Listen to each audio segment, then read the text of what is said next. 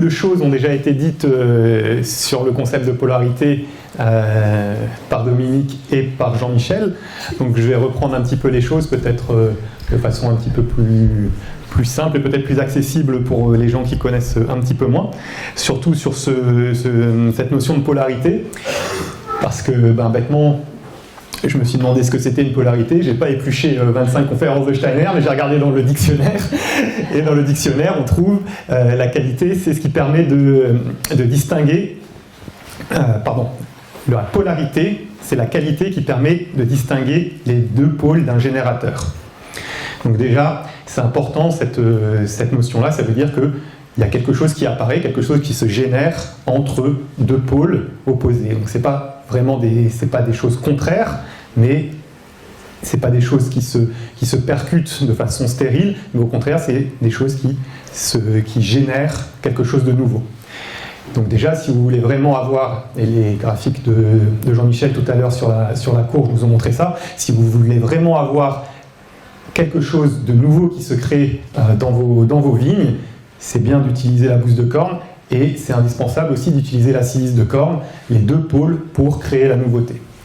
C'est une première chose qui est importante. Une préparation biodynamique ne marche pas sans l'autre, ou marche vraiment moins bien sans l'autre. Et la deuxième définition qu'on trouve, après cette première qui est plus physique, c'est une définition qui concerne la biologie, justement. Donc je trouvais ça intéressant aussi de montrer que cette polarité, dans l'approche conventionnelle des choses, elle concerne aussi la biologie, parce que c'est au sein d'un organisme, d'une cellule, qui a des polarités que l'activité vivante de la cellule se développe, quoi. Voilà, en quelques mots pour compléter ou simplifier ce qu'on a vu hier peut-être. Alors ce concept de polarité, on en parle beaucoup en biodynamie. Là, je crois que Goethe n'a pas encore été cité dans ce congrès, donc je le fais, puisque Goethe, c'est quand même un grand inspirateur de Steiner. Steiner a travaillé sur les ouvrages scientifiques de Goethe. Goethe, il est effectivement très connu pour ses œuvres littéraires, c'est l'écrivain allemand emblématique, évidemment. Mais il était aussi, selon lui, en tout cas très scientifique. Il a passé beaucoup de temps à étudier les phénomènes du monde vivant, et pas seulement, aussi la géologie, les animaux, et ce qui nous inspire le plus, c'est son travail sur la botanique. Alors la science de Goethe, on pourrait dire qu'elle a pour objectif d'ajouter une compréhension rationnelle des aspects non physiques d'un phénomène, et notamment dans le domaine de la biologie, du monde vivant. Comment est-ce que, avec une démarche très cadrée, très claire, on peut avoir accès à tout ce qu'on appelle force, les forces de vie, les forces de forme, toutes ces forces dont on vous a parlé, comment est-ce qu'on peut les ressentir dans un cadre totalement rationnel, avec une conscience claire et saine. C'est une démarche adaptée aux hommes modernes pour avoir accès à ce que ressentaient peut-être plus les civilisations anciennes.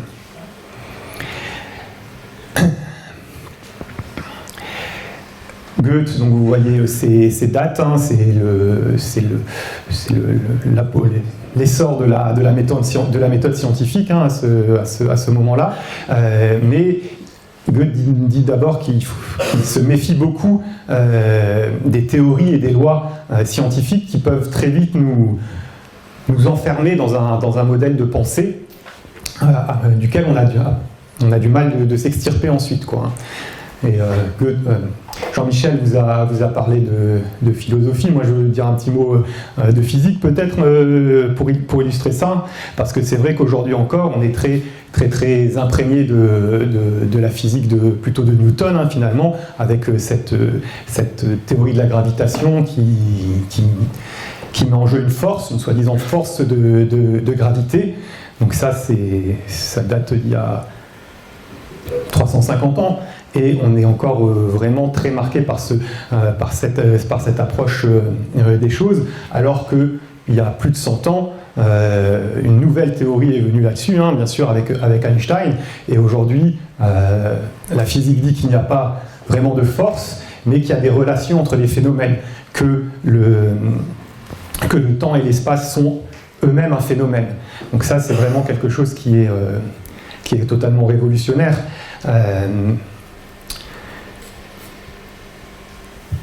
Et aujourd'hui, on ne vit pas du tout dans cette conscience, alors qu'elle est très fondée scientifiquement. Qui croit vraiment que les voyages dans le temps sont possibles, qui croit vraiment qu'à partir de rien, à partir d'énergie, on peut créer de la matière. C'est pas du tout imprégné dans nos consciences, et c'est carrément beaucoup plus magique que les effets des préparations dynamiques, je dirais, quelque part. Hein. Quand, là, à Genève, dans le grand collisionneur, deux particules se rencontrent, et il y a des nouvelles particules qui se créent sans détruire les précédentes. C'est quand même quelque chose de... C'est vraiment créer de la matière à partir de rien, quoi. C'est une sorte de génération spontanée. Donc ça, on l'a vraiment pas encore intégré dans notre façon de penser. Alors peut-être que c'est aussi ça un peu la fin de l'ère sombre dont nous parlait Jean-Michel maintenant, tout à l'heure. Nos consciences mettent du temps à évoluer, mais elles vont évoluer, et même l'approche classique de la physique, l'approche moderne de la physique, de la relativité, nous pousse à ça. Et là, moi, j'évoque même pas la physique quantique qui va encore beaucoup plus loin, hein, dans les choses bizarres de la nature, quand on pense à l'intrication, hein, deux particules qui à un moment se rencontrent, restent liées, même si après elles sont à des centaines de milliers, des millions de kilomètres, ou même pas en même temps dans le temps, elles restent liées, et une modification d'une entraîne immédiatement la modification de l'autre, quoi. Donc c'est aussi un exemple de choses très surprenantes qu'on connaît pourtant scientifiquement aujourd'hui, mais qui ne sont pas encore dans nos consciences. Donc, les scientifiques établissent des théories et des lois, mais en fait, pour Goethe, c'est pas ça l'important. Goethe, il parlait plutôt de principes. Hein. Il y a des principes dans le monde vivant. D'ailleurs, ces deux théories, on pourrait dire, elles ont le même principe. Ces principes, c'est que un objet influe sur un autre, quoi qu'il arrive, quoi. Deux objets qui se croisent ont une influence les uns sur les autres, que ce soit par l'intermédiaire d'une force ou par l'intermédiaire de l'action sur l'espace-temps lui-même. Donc voilà ce que je voulais dire par rapport à ce concept, mais à cette idée que les principes sont plus importants que les lois, parce qu'ils permettent toujours d'être mobile dans son esprit et d'avoir cette mobilité aussi de pensée que nous présentait Dominique hier. Et un des grands principes qu'a déterminé Goethe dans le monde vivant, c'est justement ce principe de polarité. Goethe déjà avait bien senti que la nature ne peut être que créative au sein d'une polarité. C'est par le mouvement, l'alternance, et particulièrement entre ces phénomènes de contraction et d'expansion dont Jean-Michel a beaucoup parlé tout à l'heure, que la nature se développe. Et après, là sur le diaporama, vous voyez les trois autres grands principes de la nature qu'a proposé Goethe. Donc l'intensification, c'est-à-dire que la nature propose toujours une complexité croissante des organismes vivants au sein de l'évolution et au sein du développement des organismes même. La compensation, ça veut dire qu'on ne peut pas tout développer à la fois. La nature est bien obligée d'oublier certains aspects pour en développer d'autres, avec le plus grand exemple qui est celui de l'adaptabilité, de la grande adaptabilité de l'homme qui se fait au détriment de ses capacités sur un point particulier. L'homme, on n'est pas du tout bon pour voir, on n'est pas du tout bon pour entendre, on n'est pas du tout bon pour sentir par rapport aux animaux, par rapport à certains animaux, par rapport à un aigle, on n'est pas du tout bon pour voir, par rapport à un chien peut-être, on n'est pas du tout bon pour sentir, etc. etc. Donc on est assez mauvais en tout, mais par contre, on peut s'adapter beaucoup, quoi, à plein de situations, à plein de milieux, beaucoup plus que les animaux. Et le troisième point, c'est la génération, le principe de génération. C'est-à-dire que non seulement les organismes deviennent de plus en plus complexes, mais en plus ils deviennent de plus en plus abondants. Voilà. Et donc c'est sur ce grand principe, ce premier grand principe de polarité, qu'on a développé la métamorphose, que Goethe a développé cette idée de métamorphose des plantes, que Jean-Michel a proposé tout à l'heure. Donc je le redis quand même, pour ceux qui ne connaissent pas, parce que c'est vraiment important.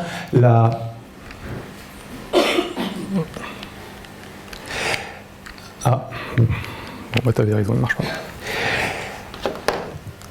Donc la première feuille que vous voyez ici sur ce sénesson, c'est celle qui a déjà disparu ici. Celle-ci, ce sera peut-être celle-là, etc., etc. Donc c'est vraiment l'idée de pouvoir avoir en un seul coup d'œil l'évolution de toutes les feuilles sur une plante, pour ne pas s'intéresser à la plante à un moment précis, mais d'avoir une vue globale de toute sa vie et de comment les feuilles se transforment au cours de la vie de la plante. Parce que l'objet de la science de Goethe, c'était pas justement d'avoir des visions précises de certains phénomènes à des moments donnés, mais au contraire de comprendre les phénomènes dans leur globalité. C'était vraiment ça l'objectif de Goethe, quoi. Et donc on voit ces courants de croissance et de différenciation dans la vie de la plante. Les processus de croissance qui sont d'abord très forts et puis qui ralentissent, et les processus de différenciation qui, eux, sont tout le temps croissants. Ça fonctionne, entre guillemets, pour vraiment la grande majorité des plantes. C'est plus ou moins marqué, mais ça fonctionne avec vraiment la grande majorité des plantes.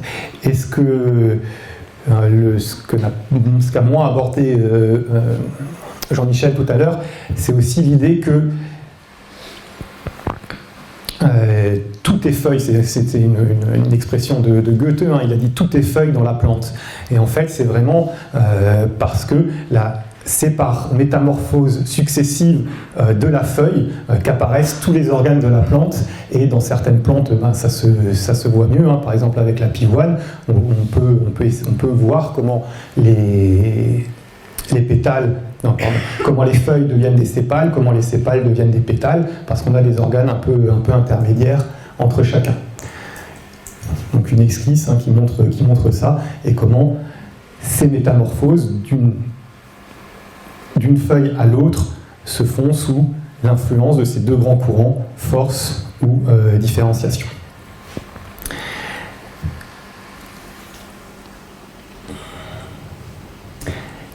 Et donc dans le cours aux agriculteurs de Steiner, très rapidement, il nous présente ces deux grands courants en les associant avec des influences planétaires. Donc là, oui, la police astronomie manque sur ce PC, donc le Y c'était censé être le symbole de la Lune, le O celui de Mercure, etc.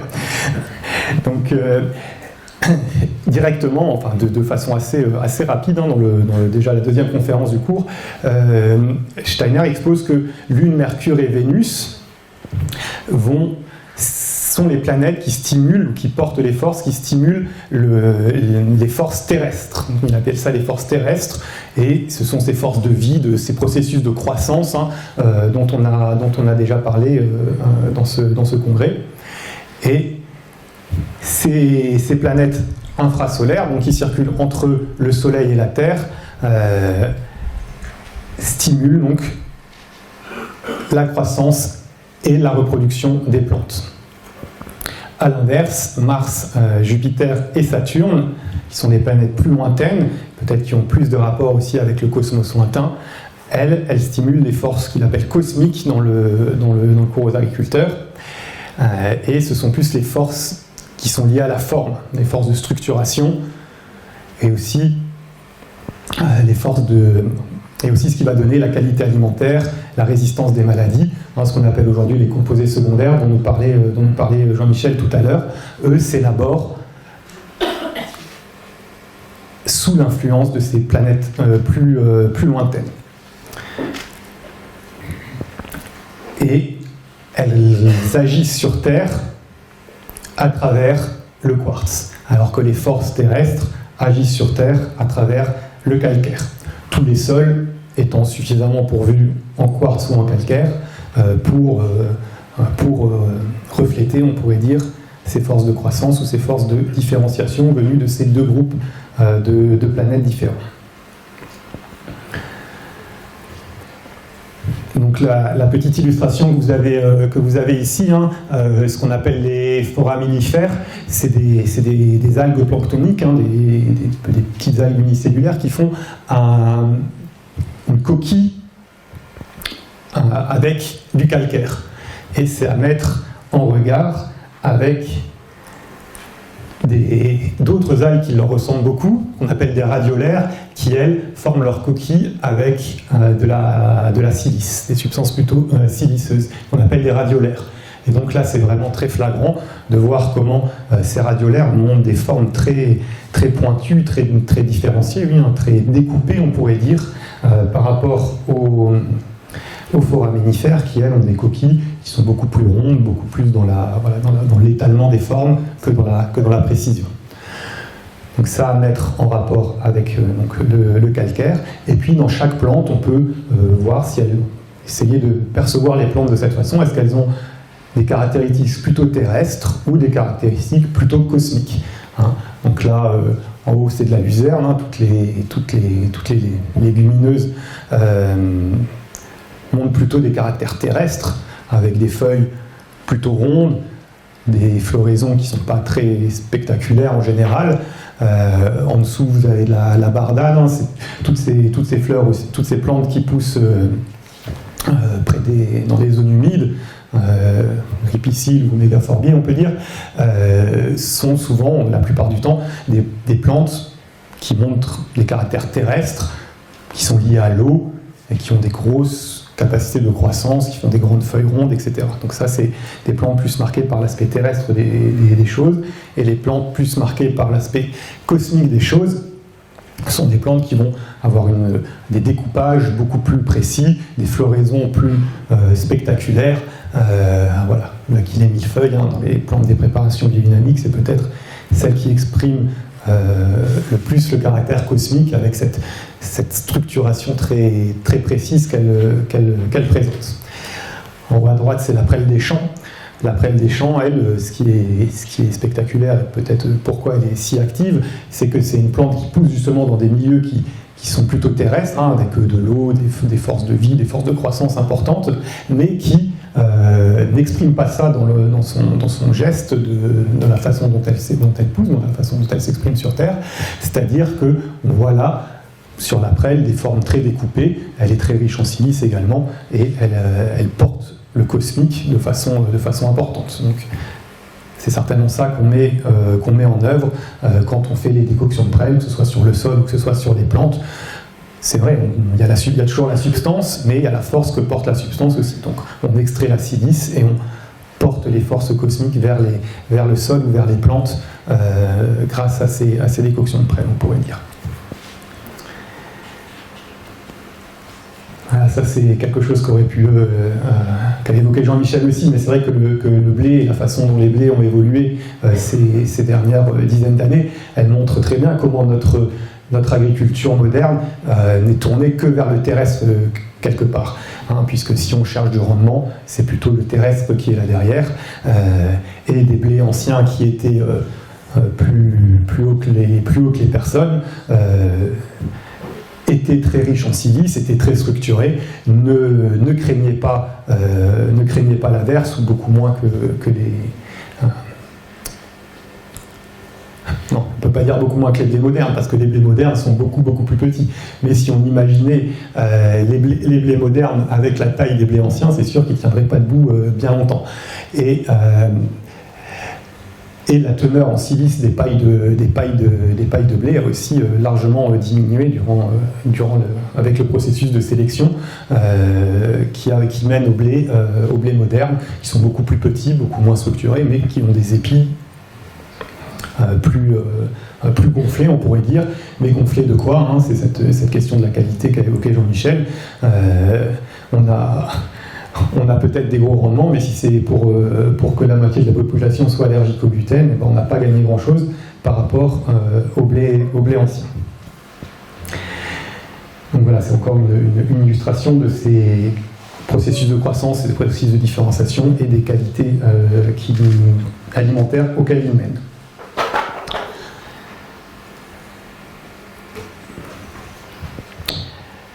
Et bien sûr, les outils de la biodynamie pour stimuler ces forces cosmiques ou ces forces terrestres sont, vous le savez, sont la silice de corne et la bouse de corne. La silice de corne qui, bien sûr, est plus tournée vers les processus de différenciation, qui est plus en lien aussi avec ce qu'on pourrait appeler l'astralité, c'était la troisième étape de la qualité dont parlait Jean-Michel. C'est qu'est-ce qu'on ressent, le goût, etc., etc. C'est quelque chose qui est plus lié au monde animal, l'astralité, alors que la bouse de corne, elle soutient les processus terrestres et on peut dire qu'elle est en lien avec les forces éthériques, qui sont donc les forces de vie, qui sont purement exprimées dans le végétal. Le végétal a cette capacité de croissance qu'on pourrait croire infinie. Il y a d'ailleurs des végétaux qui se développent constamment. Et la dernière, les préparations du compost, elles s'adressent plus à on pourrait dire, l'intelligence de la plante, à la façon dont la plante est en relation avec le monde extérieur. Et la plante, elle communique avec le monde extérieur, principalement par les racines, on le sait, avec les mycorhizes. Aujourd'hui, on le sait, à l'époque, Steiner n'avait pas ces connaissances scientifiques vraiment précises qu'on a aujourd'hui. Bien sûr, il avait toutes les connaissances scientifiques de l'époque, ça c'est sûr. On sait très bien qu'il a bien potassé tous les bouquins d'agronomie avant de donner son cours aux agriculteurs. Mais il y a beaucoup de choses que la science moderne confirme, et c'est heureux. Donc les préparations du compost, on pourrait dire peut-être quelque part qu'elles rendent la plante plus intelligente, plus capable d'adaptation justement, plus capable de réaliser ce que la plante sait réaliser, c'est-à-dire prendre les substances très finement dispersées dans l'environnement et de les matérialiser, de les concentrer pour les offrir aux animaux et aux êtres humains. Donc là, avec ce diapositive, on a aussi ce reflet de la tripartition dont parlait beaucoup Steiner. Tout organisme, surtout animal, a trois grandes parties, ou trois grandes parties fonctionnelles, on pourrait dire. Le pôle neurosensoriel, qui est, comme son nom l'indique, tout ce qui a trait avec les sens, comment on perçoit le monde extérieur, comment on communique avec le monde extérieur, qui lui serait plus dans la partie souterraine pour la plante, dans la racine. Le pôle métabolique, c'est-à-dire la digestion, la reproduction, tout ça c'est plus la partie aérienne de la plante. La plante, qu'est-ce qu'elle mange finalement? Elle mange de l'atmosphère, elle crée sa matérialité grâce au carbone de l'air, et elle se reproduit grâce à sa fleur. Donc ça, ce serait plus le pôle métabolique. Et finalement, le pôle rythmique de la plante, lui, il est peut-être encore extérieur à la plante, il est très lié aux saisons, c'est-à-dire au rythme planétaire, au rythme du soleil principalement, et aussi au rythme lunaire, suivant les découvertes de la biodynamie, de Maria Thun en particulier. Et c'est pour ça que prendre en compte ces rythmes cosmiques, c'est très important pour que la plante soit bien insérée dans son rythme de vie. Le pôle rythmique de la plante étant pas encore intégré à l'intérieur de son organisme, mais peut-être dépendant de l'extérieur.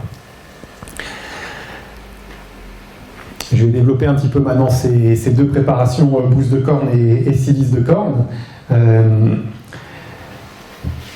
Alors, le processus d'élaboration de la bouse de corne, comme j'ai passé un peu moins de temps sur l'introduction qui avait déjà été bien faite par mes collègues, j'ai peut-être un peu plus de temps pour parler de l'élaboration de la bouse de corne. Les cornes sont remplies de bouse de vache en automne, fin septembre, début octobre, mi-octobre, jusqu'à fin novembre, pourquoi pas. Donc les cornes sont remplies de bouse et enterrées dans le sol en automne, et on les ressort au printemps après Pâques, on cherche une transformation complète de la bouse dans la corne. On ne doit plus avoir de couleur verte de la bouse, en tout cas on ne doit pas avoir d'odeur de bouse, hein, ça c'est vraiment le point fondamental. Si à la sortie des cornes, il y en a encore une odeur de bouse, il ne faut pas du tout utiliser cette matière. Alors pourquoi la corne et pourquoi l'hiver sous le sol? C'est ce dont je vais vous parler maintenant.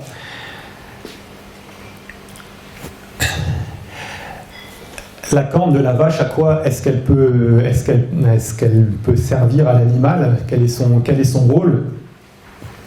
C'est pas seulement un rôle de défense, de hiérarchie du troupeau, de domination, etc. Pour la biodynamie, la corne, c'est aussi un organe de la digestion, en fait, de la vache. Ah. Oui, alors, un organe de la digestion, il y a des indices qui peuvent nous montrer ça. Hein. Déjà, il y a des rapports entre les capacités digestives du veau et le développement de la corne. C'est-à-dire que les cornes commencent à pointer au moment où le veau commence à avoir la capacité de digérer de l'herbe, et le cornillon, qui est donc l'os qui est à l'intérieur de la corne, lui commence à vraiment se développer quand le veau n'est plus vraiment un veau, devient vraiment broutard, peut se contenter d'herbe ou de foin pour se développer. On voit aussi, par rapport aux races de vaches qui ont été sélectionnées, créées et qui se sont développées dans différents milieux, que la taille de la corne est vraiment en rapport avec la nourriture que peuvent avoir ces vaches. C'est-à-dire que les vaches de bord de mer, de climat océanique, où l'herbe est tout le temps croissante, où elle est assez riche nutritionnellement parlant, où on a plus d'azote que de carbone, ont des cornes plutôt petites. Alors que les vaches qui se sont développées dans des endroits plus difficiles, des endroits de montagne, des endroits de sécheresse en Afrique ou quoi, ou en Europe centrale, ont des cornes beaucoup plus grandes. Comme si plus l'activité digestive était difficile, moins l'alimentation est riche, plus la taille de la corne se développe. Donc ça, c'est des petits indices. Et matériellement aussi, hein, vous voyez là, c'est un crâne de vache coupé dans de haut en bas, on pourrait dire. Et regardez autour comment on a ces petites cavités, hein, qui s'appellent d'ailleurs, vous pouvez vous rappeler l'image du calcaire de tout à l'heure, c'est très parlant comment les choses se ressemblent. Comment cet os il fait des petites cavités qui sont en rapport avec la bouche, c'est-à-dire que tout ce que la vache va humer, ou tout ce que la vache va remonter comme gaz de sa panse quand elle rumine, ça va vraiment entourer le cerveau de la vache et ça va monter dans la corne, puisque vous voyez que les cornillons eux-mêmes sont des os qui sont creux, et qui sont de plus en plus creux d'ailleurs au fur et à mesure de la vie de la vache. C'est des os qui poussent toute la vie de la vache. C'est assez rare quand même chez les mammifères d'avoir des os qui ne s'arrêtent pas de grandir. Et ils grandissent, mais ils deviennent de plus en plus creux tout au long de la vie de la vache. Donc ça veut dire que d'un point de vue concret, hein, tout ce que je viens de dire, tous les gaz qui passent à l'intérieur de la vache, dans la bouche de la vache, lui entourent le cerveau, vont jusque dans les cornes et peuvent revenir à l'intérieur d'elle-même. Peut-être un outil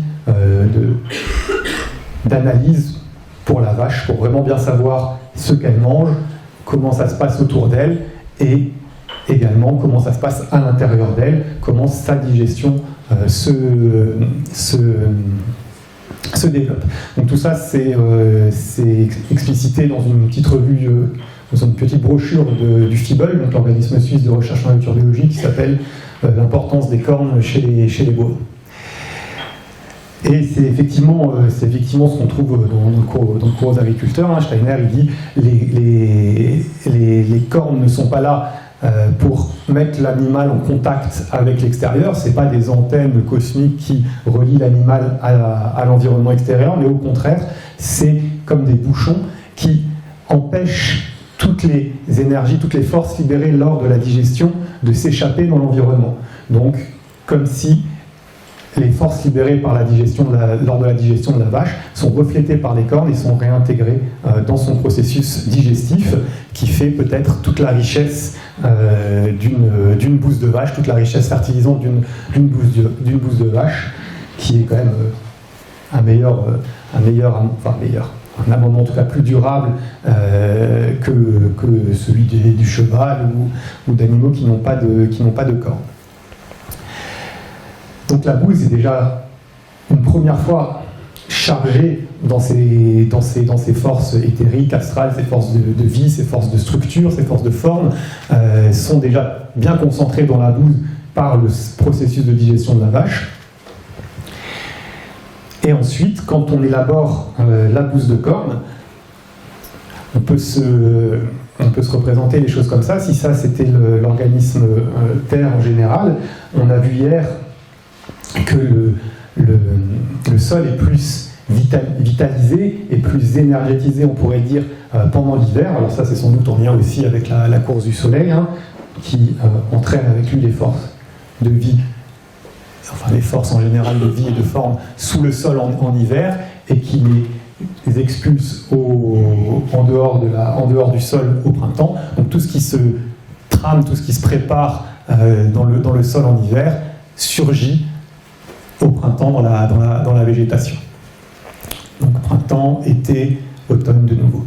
Donc le sol est plus vivant, entre guillemets, en hiver. Et c'est bien en hiver qu'on met nos cornes dans le sol, et on peut se dire que là, la corne, elle reproduit la même chose qu'elle fait déjà chez la vache, c'est-à-dire elle attire à elle et elle empêche et elle reflète les forces vivantes vers le contenu de la corne. Donc on a une deuxième dynamisation, on pourrait dire, de la bouse, un deuxième enrichissement énergétique de la bouse à travers ce processus d'élaboration de la bouse de corne. En tout cas, c'est comme ça que c'est assez explicitement décrit dans le cours aux agriculteurs.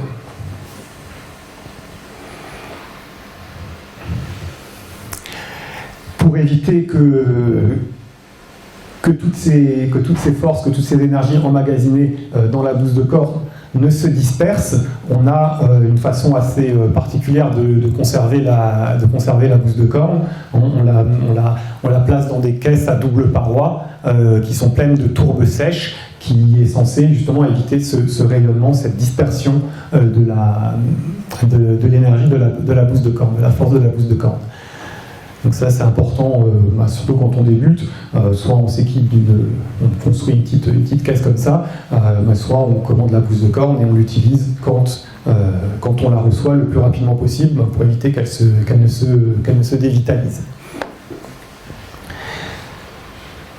Évidemment, la bouse de corne passe elle aussi par un processus de dynamisation, c'est-à-dire qu'elle est brassée pendant 1 heure dans de l'eau. La qualité de l'eau est quand même assez déterminante pour l'activité de la bouse de corne. On utilise au mieux de l'eau de pluie qui a été bien récoltée, bien conservée. Si possible, on tiédit un petit peu l'eau avant le brassage. Une eau froide semble moins réceptive à ces forces, et on dynamise. Lors de la dynamisation, on a non seulement l'eau qui, par sa déstructuration, qui par la façon dont elle brise les espèces de clusters de molécules d'eau qui sont là, qui sont présents dans une eau qui est un peu stagnée. Puis quand on la dynamise, ça se brise, l'eau devient plus ouverte, plus réceptive, et se charge peut-être enfin pas peut-être, se charge de la force de la bouse de corne, on voit bien que c'est comme ça que ça fonctionne, il n'y a pas de peut-être là derrière. Le vortex et le chaos. Très important d'avoir ces deux belles phases lors de la dynamisation. On peut faire des dynamisations à la main, hein. Là, la photo, c'est un peu le volume maximal d'eau qu'on peut brasser. 120 litres à la main, c'est déjà beaucoup. Et pour ça, il faut avoir un outil suspendu, sinon on ne peut pas le faire sans outil suspendu, quoi.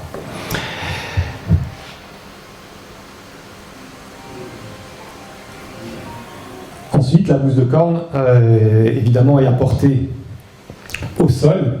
Hein, c'est à travers le sol que sont stimulées les forces de croissance de la plante. Et on recherche les moments opportuns, les plus opportuns, c'est-à-dire les moments où l'activité biologique du sol est maximale. Là, je parle d'activité biologique vraiment et pas d'activité énergétique du sol, donc c'est pas le plein hiver, mais c'est le printemps, quand le sol est encore humide et un petit peu réchauffé, hein, on parle de 10-12 degrés de sol pour avoir une activité biologique maximum. On peut regarder des repères phénologiques, hein, peut-être quand les cerisiers fleurissent, peut-être, là le sol est bien réchauffé, ou on peut regarder les plantes adventices, quand on les déterre, quand elles développent bien leurs nouvelles racines, qu'on a des belles racines toutes blanches assez longues. Voilà, là, ça veut dire que l'activité biologique du sol est maximum, et on va à ce moment-là pulvériser la bouse de corne. Au printemps, en automne. La pulvérisation, elle suit toujours la dynamisation, ça se fait plutôt en grosses gouttes. Comme on le voit sur la photo, si ça touche le feuillage, c'est pas du tout important, même s'il y a des herbes au sol, c'est pas non plus important, hein. Au contraire, ce sont de bons médiateurs, les plantes, entre le milieu aérien et le milieu souterrain, donc c'est pas du tout obligatoire de pulvériser sur un sol nu. Le soir, donc, et si possible en période de lune descendante. Ça, c'est peut-être un peu moins important que l'activité, que les conditions agronomiques, mais la lune descendante favorise les courants justement vers le sol, et comme avec la bouse de corne on s'adresse au sol, c'est les lunes descendantes qui sont plus favorables. Surtout peut-être au printemps, hein, à l'automne, quand on a le soleil qui est descendant. Hein, le soleil, c'est quand même le grand maître d'orchestre de notre système solaire. Quand le soleil est descendant, là, l'influence de la lune est moins importante. Mais au printemps, quand le soleil est montant, là, une lune descendante compense un petit peu ce rythme, peut-être. Et on utilise un matériel dédié à la biodynamie. Ça veut dire que, bien sûr, on ne va pas pulvériser les préparations avec des pulvérisateurs qui ont contenu d'autres produits de traitement, même du cuivre, même des huiles essentielles, hein, qui sont très fortes, à la rigueur des tisanes de plantes. On peut utiliser le même pulvérisateur que les préparations avec des tisanes, mais c'est la seule chose.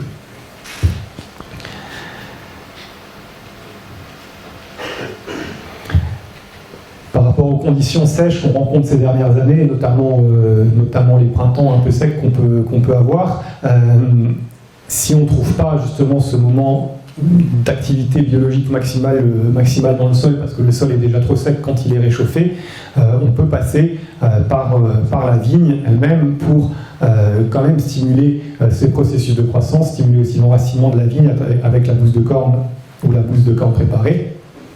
Et dans ce cas-là, on va le faire peut-être un petit peu plus tard, quand on a déjà pas mal de feuillage étalé, on peut dire stade 5 feuilles étalées. Là, on peut pulvériser sur le feuillage, et la plante va bénéficier de l'activité de la bouse de corne à travers ce qu'elle peut capter par les feuilles. En automne, par contre, c'est quand même important de l'apporter sur le sol au moins une fois dans l'année. Et en automne, on a quand même régulièrement de l'humidité qui nous permet de faire ça. Et aussi, hein, bien sûr, pendant l'été, dans des périodes particulièrement sèches, hein, des pulvérisations de bouse de corne sur le feuillage permet à la plante de mieux supporter les périodes caniculaires ou les périodes sèches, par ce lien entre la bouse de corne, les forces de vie, l'eau, etc. Donc c'est comme si on avait une toute petite pluie sur la parcelle par une pulvérisation de bouse de corne sur le feuillage en été.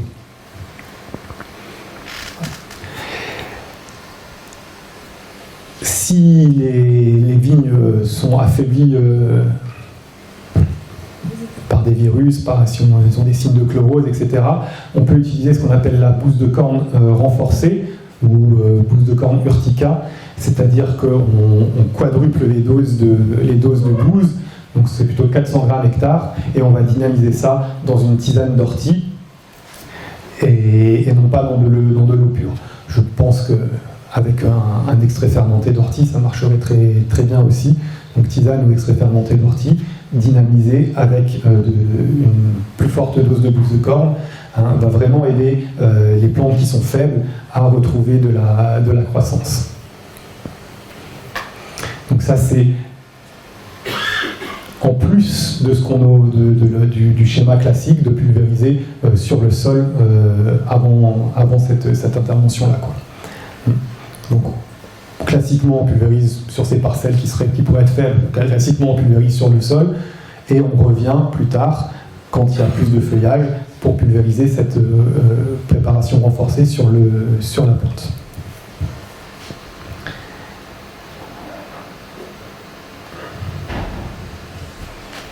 Donc différentes techniques de pulvérisation à dos, au quad, avec des bricolages de canne à pêche. Il y a plein de façons possibles.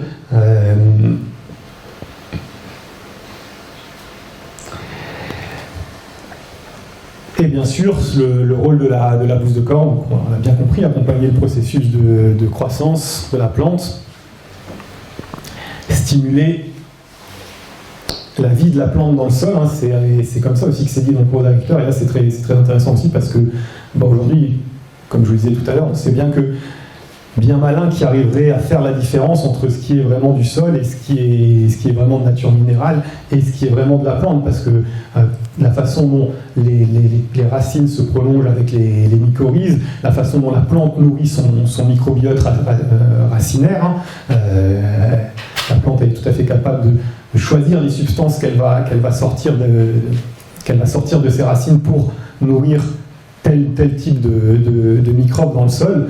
Donc tout ça, on voit que c'est une unité, quoi. Il n'y a pas d'un côté le sol, d'un autre côté la plante. La plante, c'est vraiment un prolongement de la vie de la terre, on pourrait dire quelque part. Et cette image avant qui montrait comment les plantes sont plus hautes à floraison en plein Saint-Jean et comment elles sont plus basses au printemps, comment elles sont plus basses en automne à leur taille maximum de floraison, ça aussi, ça exprime le fait que les plantes, c'est certainement... Oui, ça peut être une expression de la vie de la Terre plus que des êtres à part entière, individuels, on pourrait dire. Et donc la bouse de corne, on peut dire aussi que c'est un modèle pour la formation de l'humus dans le sol. Hein. La façon dont, sous l'activité énergétique de l'hiver, la bouse s'est transformée dans la corne, dans cette substance humide qu'est la bouse de corne, peut-être ça sert de référence pour les organismes vivants du sol, dans la façon dont ils vont transformer la matière organique qu'on leur apporte en humus stable à travers ce modèle qu'apporte la bouse de corne, quoi. Voilà, l'étude que vous présentez, Jean-Michel, tout à l'heure, hein, vous la retrouvez sur le site de Biodynamie Recherche avec bien d'autres qui nous montrent aujourd'hui que les préparations sont effectivement actives et que ces actions sont mesurables, même si les modèles théoriques derrière sont pas comment dire, sont difficiles à accepter pour les scientifiques classiques d'aujourd'hui. La polarité avec la silice de corne, qui porte le numéro 501, après le numéro 500. La silice de corne, elle se fait à partir de cristal de quartz. Donc avec le cristal de quartz, on est vraiment dans la forme la plus structurée de la silice, on pourrait dire. Ces formes octogonales là, elles se retrouvent à toutes les dimensions de ce cristal, et on va là aussi le déstructurer au maximum, ce cristal, peut-être pour le rendre plus réceptif aux forces de l'environnement, et on va le réduire en poudre très très très très fine. Donc aujourd'hui on utilise des moulins qui sont à la base élaborés pour les potiers, pour casser les métaux, pour faire les émaux en poterie. Donc c'est des moulins qui tournent avec de l'eau pour pas que ça chauffe de trop, et des petites billes d'une substance très très dure qui s'appelle du corindon, qui est plus dur que la silice. La silice c'est déjà très dur, c'est 7, ça c'est plutôt 8, donc c'est plus dur. Et puis pendant des heures ça tourne, les moulins tombent sur les billes tombent sur les cristaux de quartz qui sont réduits en farine de cette façon. Donc ça c'est à l'état liquide, ensuite c'est de nouveau séché, pulvérisé pour pouvoir utiliser ensuite, distribuer facilement la silice de corne qui elle va de nouveau être mouillée, de nouveau être mélangée à l'eau avant de remplir les cornes qui elles vont être enterrées durant l'été et non pas l'hiver. Donc on a vraiment ces deux polarités. L'une bénéficie plus des forces lunaires, des forces de vitalité qui sont présentes dans le sol en hiver. L'autre bénéficie plus des forces solaires qui sont présentes dans le sol en été. La dynamisation est à peu près identique. C'est 4 Ga/hectare qu'on utilise, donc encore beaucoup moins que la bouse de corne. L'eau, la température de l'eau semble un petit peu moins importante pour la silice que pour la bouse, mais aujourd'hui on a aussi tendance à chauffer un petit peu l'eau pour la dynamisation de la silice.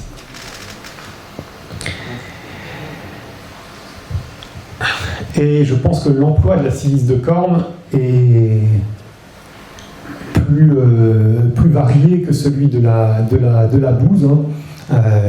La silice de corne, c'est vraiment en fonction du stade de la plante aujourd'hui qu'on l'utilise, mais avec ce qu'on a entendu de Dominique hier, il y a certainement encore beaucoup d'autres utilisations possibles de la silice pour stimuler cette force de cristallisation aussi de l'hiver.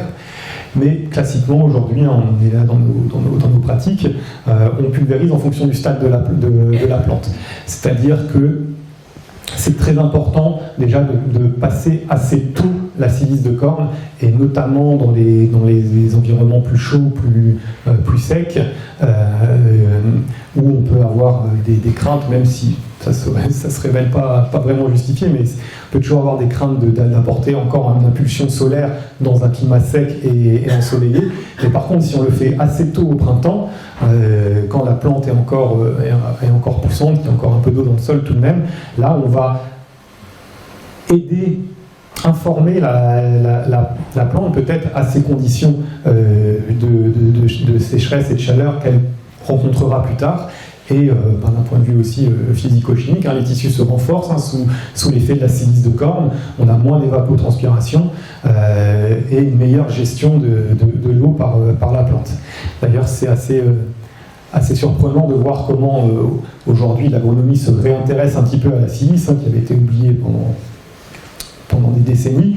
Aujourd'hui, la science agronomique classique se réintéresse à la silice, et les vendeurs de produits à base de silice assimilable par les plantes, ils revendiquent exactement ces mêmes effets que nous on constate avec la biodynamie depuis 100 ans maintenant, c'est-à-dire ce que je viens de dire, une meilleure structuration de la plante, une meilleure résistance aux maladies aussi, et puis une meilleure gestion de l'eau, moins d'évapotranspiration. Donc les pulvérisations précoces de silice de corne sont importantes. Donc si on est amené à pulvériser la bouse de corne en foliaire, là, parce que le printemps il les achète secs comme je le disais avant, ça veut dire que la silice elle peut suivre de pas loin la bouse finalement. On pulvérise la bouse de corne sur 5 feuilles étalées, 3-4 jours après on peut pulvériser la silice sans problème.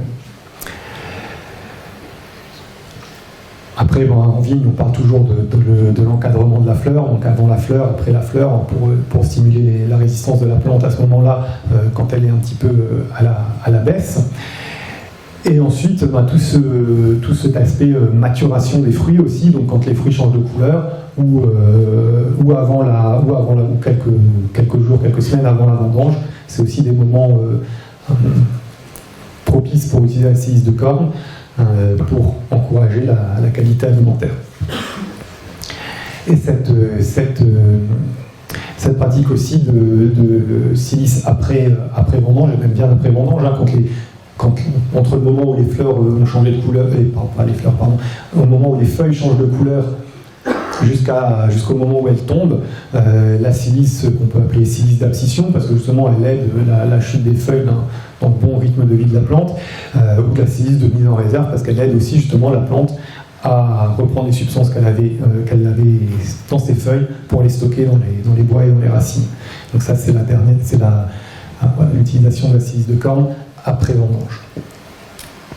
De la même façon que pour la bouse de corne, la pulvérisation elle suit la dynamisation. On n'attend pas trop longtemps entre le moment où on éteint le pulvérisateur et le moment où on pulvérise.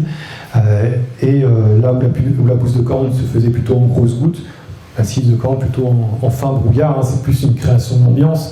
Avec la biodynamie, on est souvent aussi dans cette approche-là de créer des ambiances dans les parcelles, et la silice de corne pulvérisée en fin brouillard crée cette ambiance, le soleil la traverse, elle retombe sur le feuillage et elle est active de cette façon-là. Plutôt dans les rythmes montants, c'est-à-dire le matin, si possible plutôt en lune montante peut-être. Et pareil, un matériel dédié à la biodynamie, donc bien sûr on peut utiliser les mêmes pulvérisateurs pour la bouse et pour la silice. Il suffit juste de changer les buses pour avoir des pulvérisations plus ou moins fines.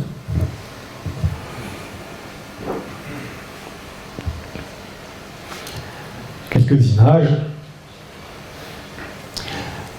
d'outils possibles pour la pulvérisation de la silice. Donc là on voit bien que c'est pas du tout un produit de contact, hein, c'est pas ça qu'on cherche. C'est une ambiance dans la parcelle, comme je le disais avant, quoi. Voilà, les pulvérisateurs plus en haut, là, plus dédiés à ça. Tout matériel est possible, hein, l'autoconstruction est possible aussi. Mais il faut quand même avoir une certaine efficacité, hein, si on veut pouvoir le réaliser dans les bonnes conditions. Donc la silice de corne permet une meilleure utilisation de la lumière solaire, on pourrait dire quelque chose comme ça.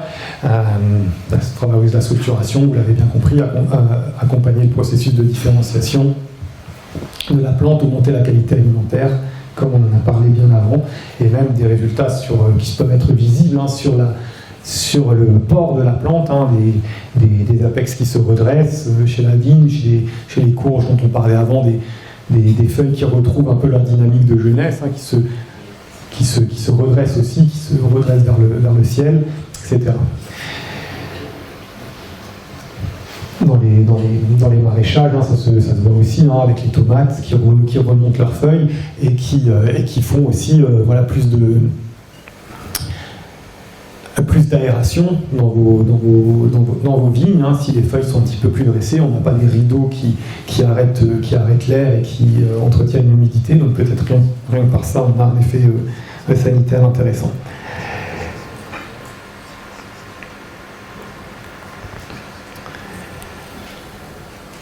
Donc voilà ce que je voulais apporter sur ces deux préparations.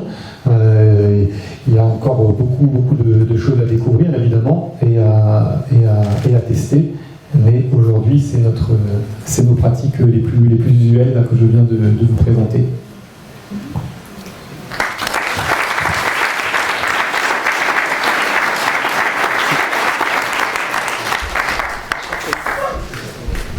Merci Mathieu. On vous le partager ? On peut. J'avais une question par rapport au positionnement de la silice avant vendange et du coup à l'impact que ça pouvait avoir par rapport aux dates de vendange et du coup au risque de chute de l'acidité. Sachant que dans notre cas, on aime bien faire une silice avant vendange. pour en avoir discuté avec Margaret Chapelle, Margaret dit la silice retarde de minimum 8-10 jours la date des vendanges, mais du coup ça veut dire qu'il faut laisser agir la silice une fois qu'on l'a positionnée. On la positionne nous plutôt après le 15 août, en sachant que certaines années on est amené à vendanger à partir du 22 août. Donc le risque c'est que on retarde la date des vendanges, mais en retardant la date des vendanges, on décale la maturité physico-chimique et du coup en fait on a une chute d'acidité très importante et on ne peut pas faire ce que Marina préconisait, c'est-à-dire d'avancer un petit peu la date des vendanges. Voilà, donc c'est un peu le... C'est bizarre ce... Oui, ben... Merci, je trouve que c'est plus un témoignage qu'une question. Je n'ai pas vraiment de réponse à donner à ça. Mais il n'y a pas forcément besoin d'énormément de temps pour que la silice agisse. D'ailleurs, on voit avec le comportement de la plante, ça vient assez rapidement et ça disparaît aussi assez rapidement au bout d'une semaine, quoi. Donc, oui, je pense qu'une semaine avant vendange, effectivement, ça peut suffire, quoi. Mais c'est bien de la faire quand même et pas de la chanter pour... En fait, elle va augmenter la capacité du raisin à former des composés secondaires. Et les composés secondaires, c'est ce que vous cherchez dans le vin pour sa complexité. Donc la terre, c'est ça. Souvent, c'est 7-10 jours avant la vendange. C'est vraiment sûrement un gros plus pour vous sur après la qualité du jus. Oui, du coup, je me permets aussi de compléter un retour d'expérience par rapport à ce sujet-là. Ça peut arriver quand on a une silice tardive, surtout si on a déjà positionné beaucoup de silice avant, que la pellicule soit un peu plus dure et du coup des rendements au pressurage qui sont moins bonnes et un rendement moins bon et qu'en fait on cherche à presser plus parce qu'on a envie d'avoir plus de rendement, ce qui fait que notre pH va être moins bon parce qu'on tape plus dans la pellicule. C'est plus un peu cet effet-là où dans certains domaines on a expérimenté ça, s'il y a beaucoup de silice, que ce durcissement-là amène à des rendements mauvais et du coup à une recherche de pousser un peu plus de pression. Mais ça n'empêche pas de la faire quand même. Mais j'avais une autre question. Oui, c'est exceptionnel. Ouais, chez nous, c'est tellement sec, tellement chaud. Tu parles, mais oh, mais c'est pas généralement qui sont difficiles.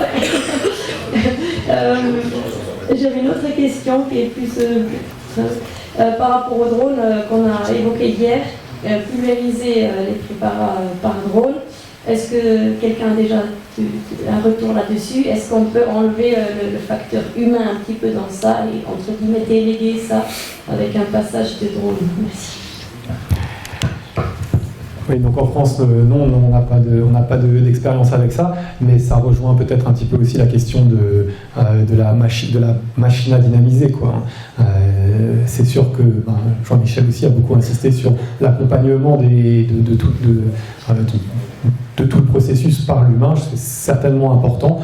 Après, si ça permet d'utiliser plus dans de meilleures conditions, on voit bien qu'avec la machine à dynamiser, on a des très bons résultats aussi. Et si ça permet de faire mieux la biodynamie, il n'y a pas de contre-indication a priori, quoi. Merci.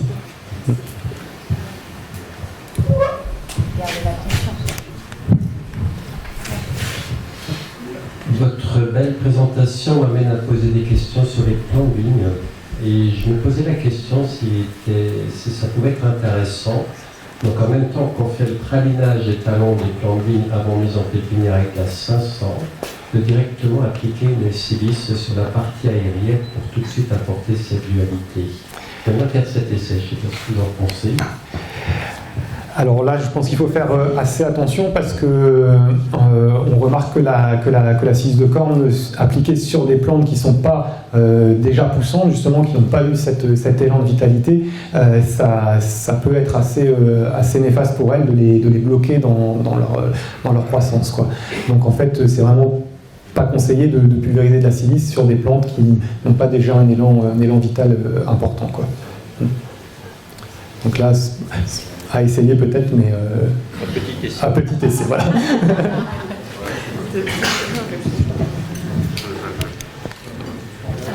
Renforcé, vous évoquiez le fait de mettre dans la tisane directement. La 500 renforcée, vous le disiez dans de la tisane d'ortie, mais avec de l'eau ou pure la tisane? Oui, effectivement, je n'ai pas précisé, mais c'est une tisane comme on la mettrait en œuvre pour un traitement avec la tisane, c'est-à-dire diluée. Hein, on fait 3 à 5 litres avec une centaine de grammes d'ortie pour 1 hectare, et ensuite on l'allonge à 30-50 litres. Tout à fait. Au regard des résultats sur les dynamisations et pulvérisation, sur la bouche à 500 et 500, est-ce qu'aujourd'hui on clarifie le débat entre dynamisation manuelle versus mécanique? Alors là, je ne sais pas trop quoi répondre. À ma connaissance, non. On n'a pas fait d'essai vraiment précis sur une différence entre dynamisation manuelle et dynamisation mécanique. Et après, il faut voir aussi ce qu'on entend par dynamisation mécanique. On pourrait chercher chaque type de dynamiseur, ce qu'il apporte, ce qu'il n'apporte pas. Donc, c'est tellement de variables, etc., que c'est difficile d'être affirmatif. Après, ce qu'on peut dire, c'est qu'avec la dynamisation mécanique, ça ne nous empêche pas non plus d'être là en conscience avec ce qui est en train d'être fait par la machine, et que ça peut aussi faire la différence, quoi, hein, entre juste appuyer sur le bouton, partir faire complètement autre chose et revenir 1h30 plus tard quand on a le temps. Hein, c'est très différent que d'appuyer sur le bouton, de rester à côté quelques minutes, de se concentrer sur ce qu'il est en train de faire, et de quoi qu'on aille faire d'autre à côté, garder en conscience que ça c'est en train de se passer, etc. Donc il y a tellement de choses qui peuvent influencer que je pense que même les recherches seraient difficiles à mener, quoi, pour être précis là-dessus. Et ce qu'on sait quand même, c'est que les deux fonctionnent, en fait. Les deux marchent. Après, c'est des degrés, des notions de qualité, justement. Donc la conscience et l'attention qui est portée dans chaque geste, il va avoir beaucoup d'action sur ça. Tout à fait.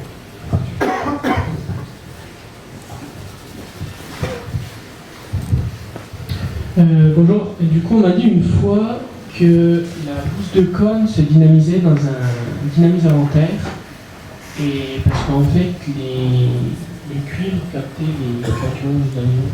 Les électrons. Comment? Les électrons, je pense. Les électrons. Ouais. Et la silice dans le cuivre. Alors là, ça devient compliqué. Déjà, avoir un dynamiseur, c'est bien. Ce que je peux dire là-dessus, hein, c'est vrai que le cuivre est plutôt un capteur d'électrons, et pourtant, quand on mesure les potentiels d'oxydoréduction avant de liquide, avant et après dynamisation, ce potentiel d'oxydoréduction, il descend. C'est-à-dire qu'en fait, on a plus d'électrons après dynamisation qu'avant dynamisation dans l'eau, ce qui peut paraître surprenant, parce qu'on pourrait se dire, avec ce chaos, on oxygène, on va plutôt oxyder, mais en fait non, on réduit le liquide, et une réduction, c'est un gain d'électrons, quoi. Et ça, que ce soit dans un dynamiseur en cuivre ou dans un autre matériel, quoi. Donc à mon avis, là c'est vraiment du... Non, je pense pas que ça change énormément, quoi. Ah, la question des matériaux de dynamisation, elle est sans doute justifiée, mais en même temps, dans n'importe quel matériel, une dynamisation est quand même efficace. Il y a plein de pays où ils n'ont pas de cuivre, ils dynamisent dans du plastique, et ça fonctionne aussi, quoi. Donc c'est bien d'essayer de viser l'optimum, mais il ne faut surtout pas que ça nous bloque et de se dire je ne vais pas faire ça, ou je vais vraiment me compliquer la vie pour des raisons comme ça, quoi. Hein, Steiner, il a dit quelque chose comme les forces sont quand même bien accrochées au matériel, et on les déloge pas comme ça, quoi. Par rapport à cette question d'oxydoréduction, est-ce que quand on fait une dynamisation de 500, on n'est pas en train de faire un levain comme avec une BSA, avec une température de 37 degrés, une oxygénation pour des bactéries qui sont là. Et du coup, on a plutôt une réduction parce qu'en fait, on crée un levain.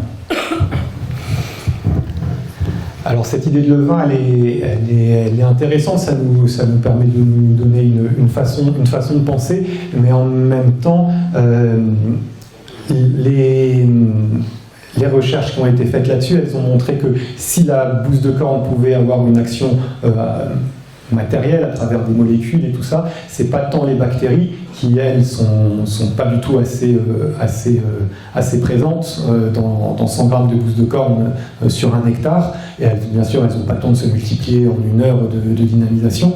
Mais par contre, les phytohormones, les hormones, enfin pas phyto, les hormones tout court de la vache qu'on retrouve dans la préparation bouse de corne, elles seraient à dosage suffisant pour avoir une action sur le microbiote du sol, quoi. Donc c'est pas les bactéries, mais c'est plus un effet hormonal que bactérien, quoi. Si on cherche une explication assez matérialiste à la chose, qui est peut-être pas justifiée non plus.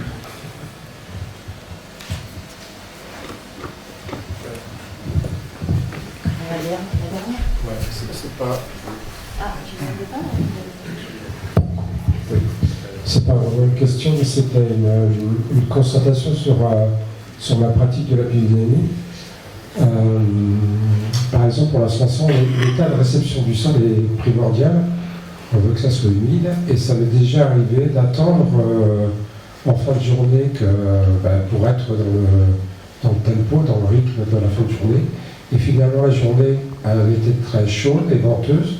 Et quand je suis arrivé le soir, l'état de sol n'était plus en état d'accueillir cette 500. Donc, quelquefois, maintenant, j'inverse. C'est-à-dire que quand je vois que l'état du sol est vraiment super et que la journée va être venteuse ou sèche, je fais le matin et je ne fais plus le soir. Et inversement, pour la silice, ça m'est déjà arrivé de faire le matin, enfin, de vouloir le faire le matin, mais il pleuvait. Et finalement, la seule fenêtre de tir, c'était... Enfin, de tir, c'est pas vraiment ça. La seule fenêtre d'action, c'était l'après-midi. Et j'aurais pu faire le 6 après-midi.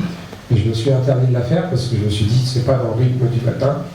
Et donc voilà, je partage ça avec l'ensemble des gens ici pour savoir si d'autres personnes ont déjà fait ce genre de constatation et s'ils ont inversé leur pratique. Pas inversé, pas vraiment inversé, mais adapté. Je pense qu'aujourd'hui, on est obligé de s'adapter de plus en plus, hein, et il faut pas. Je pense qu'il n'y a pas de raison de s'interdire des choses, à part une pulvérisation de silice en pleine journée. Ça, quand même, si vous le faites, ce ne sera pas l'après-midi, ce sera vraiment le soir, quoi. Donc, ces histoires ces rythmes, ils sont importants, mais si on ressent que le meilleur moment, c'est pas le soir, mais le matin, pourquoi pas le faire aussi, quoi. On est de plus en plus obligé de s'adapter à des choses, et à des fenêtres qui se raccourcissent, et donc voilà, je disais, c'est la particularité de l'homme de savoir bien s'adapter, donc profitons-en. Merci beaucoup. Merci.